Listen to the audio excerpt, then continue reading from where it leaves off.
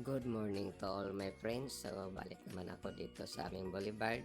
So, kukuha sana ako ng time-lapse para sa pag-sunrise ng sun. Kaya lang ang nangyari is nahuli ako. So, ang ginawa ko na lang is dinala ko So, yung dito po helmet iwan at mo na saka itong bag ko. share ko na lang sa inyo itong Tapos, try ko monument kung ni sumama pa ito sa akin. Dr. Jose Rizal. Kaya lang, Pala. naisipan ko na lang mag-voice over dito kasi yung napansin ko sa pag-check sa Dito recording yung ko is may Ah. bang on and off yung Rizal Monument. audio ko. Kaya mapapansin ninyo biglang naputol na lang pagdating dito. So, ang ginawa ko, picture na lang. Yan. So, hindi ko na tuloy yung paglalakad ko dahil nadismaya ako sa microphone ko nga nasira. So, ginawa ko, bumili na lang ako ng butong.